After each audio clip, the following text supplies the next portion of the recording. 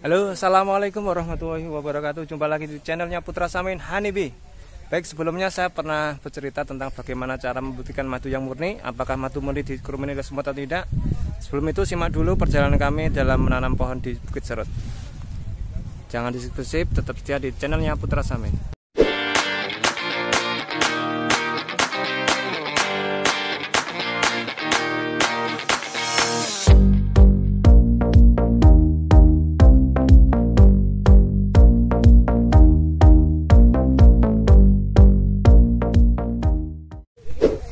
Oke, ini bersama-tama dengan tim penyuluh ya, bajunya sama.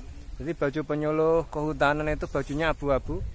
Abu-abu putih tidak, hitam juga tidak, itulah abu-abu. Baik. Hai guys. Nah, itu teman saya. Jangan lupa di saya. Ya toh. Itu teman juga YouTube. Silakan kunjung. Bambu itu gak cetol. Oke, saya akan jalan-jalan dulu. Penanaman kali ini ada beberapa, salah satunya adalah tanaman jambu air, terus ada kayu putih, tadi ada di sini juga ada tanaman akasia. Kalau di sini bagus untuk budidaya lebah juga, karena di sekitarnya juga ada polen. Aduh, ini ada lebah. Kalau kita lihat polennya di sini adalah jagung, penyuplai tepung, sangat bagus untuk nektarnya.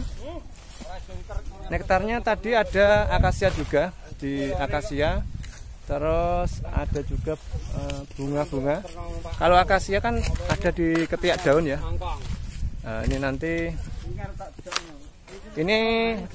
tepatnya saya di Kecamatan Jiken ya, Kabupaten Blora, Jiken Singonegoro, di Bukit Serut. Jadi kalau kita lihat dari bawah ke atas ini bukit ya, kita naik. Nanti akan di bukit, nanti saya akan naik dulu biar nanti akan saya tunjukkan kondisi di bukitnya.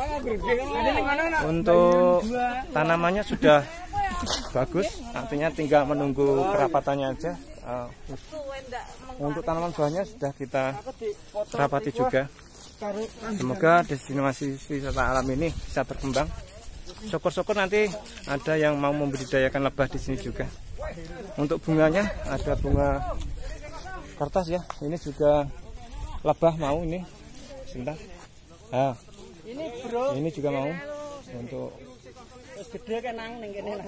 Nah, ini tanaman yang termasuk langka.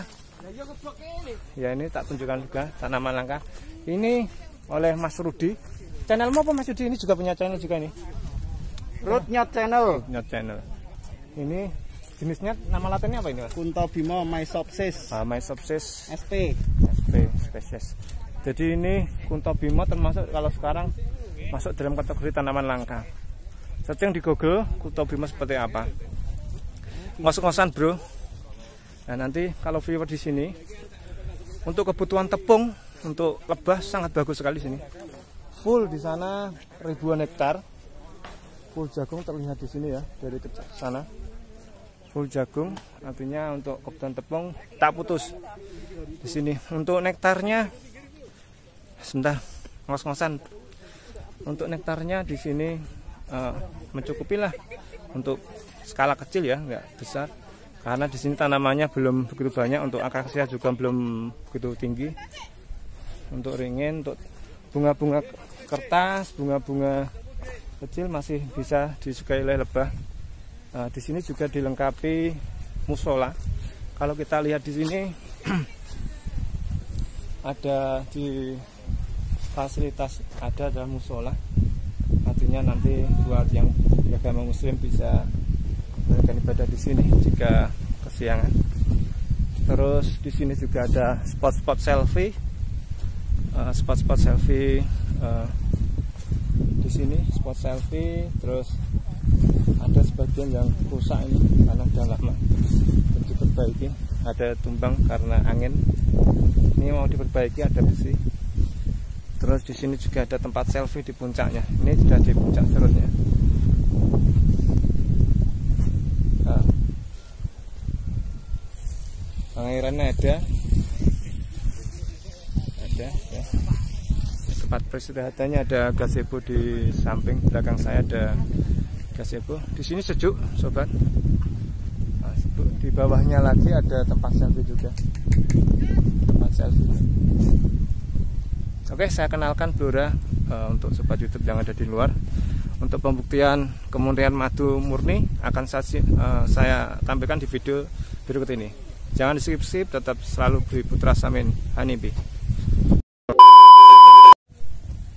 Oke, saya akan membahas kali ini tentang lebah atau madunya.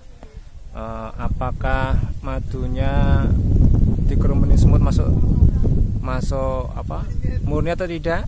Kemarin ada beberapa jawaban ketika di kuesioner yang saya tampilkan di YouTube.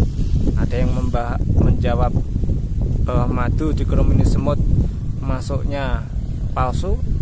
Ada yang menjawab masuknya tidak palsu, artinya masuk murni.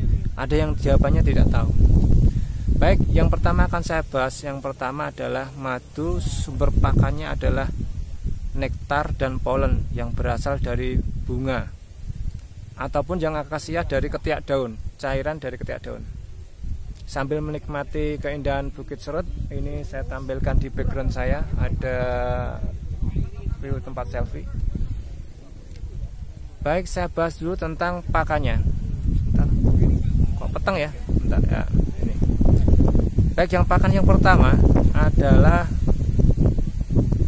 dari sumber nektarnya, cairan. Karena kalau polen, tepungnya itu bukan sebagai sumber madu, tapi lebih cenderung ke produksi atau regenerasi dari lebahnya itu sendiri, ataunya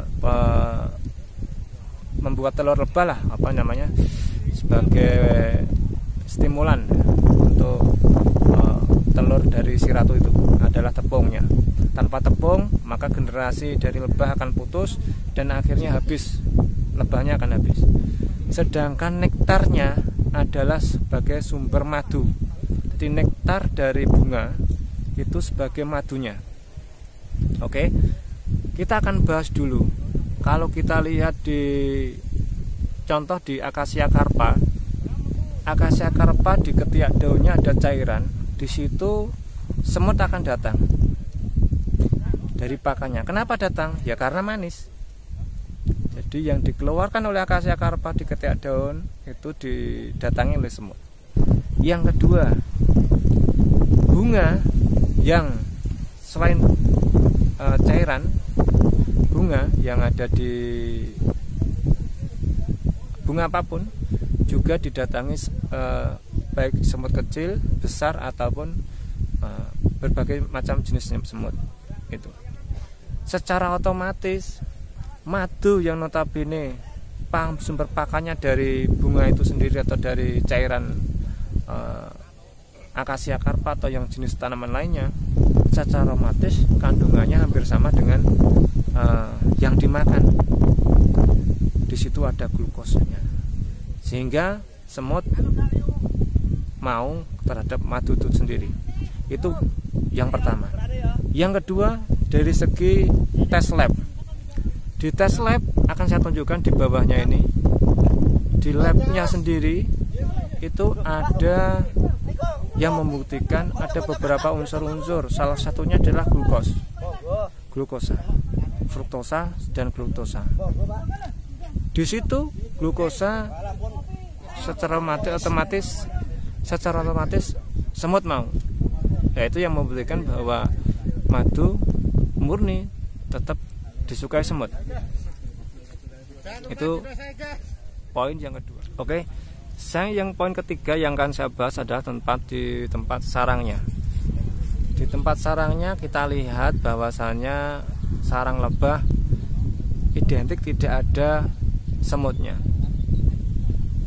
kecuali bagi koloni yang lemah, artinya lebahnya sedikit, dia akan membentuk pertahanan yang lemah sehingga dia juga akan diserang oleh semut. Jadi saya ulangi lagi, di kotak lebah jika pertahanannya kuat maka semut tidak bisa masuk. Karena apa? Bukan berarti dia tidak suka terhadap madu murni, bukan, karena di situ ada propolis yang dibentuk oleh para pekerja untuk melindungi dari madunya itu sendiri. Jika koloni itu lemah atau menyusut, kurang padat, sehingga para pekerja ini dalam membentuk pertahanannya lemah, maka serangan predator luar akan masuk. Tidak hanya semut, bahkan tawon vespa pun akan masuk ke dalam. Lalat-lalat akan masuk ke dalam untuk menyerang dari madunya itu sendiri, atau bukan bahkan larvanya. Jadi di tempat sarang pun, ini agak gelap ya, tak buka. Di tempat sarang pun madu akan diserang oleh semut. Artinya apa? Madu yang ada di sarang yang murni itu pun akan didatangi semut. Oke, itu 3 analisa dari saya tentang kemurnian madu murni terhadap semut. Buat teman-teman yang tambahan penjelasan saya kurang, bisa komen di bawah menambahi, karena ini adalah sebuah analisis saja, saya padukan dengan yang ada di lapangan. Semoga membantu. Hilangkan image bahwa madu murni tidak disukai semut, bahwa madu tetap suka yang manis, karena madu murni salah satunya mengandung gula, glukos, bukan gula ya, glukos dan fruktos dan sebagainya lah. Intinya yang manis-manis semut suka. Oke, terima kasih telah menonton channel Putra Samin.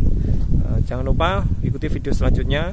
Saya akan membahas tentang madu dimasukkan dalam freezer akan beku atau mengkristal. Jika mengkristal itu palsu atau tidak, nanti bantu vote, bantu pilih ya di option pilihan. Nanti akan saya buatkan di di vote-nya itu di YouTube. Nanti bantu jawab sehingga nanti saya akan tahu di masyarakat subscriber Putra Samin terhadap wawasan tentang madu. Terima kasih, tetap setia di channel Putra Samin. Tetap bahagia selalu, karena bahagia bukan dicari tapi diciptakan. Salam lebah Indonesia, terima kasih. Wassalamualaikum warahmatullahi wabarakatuh.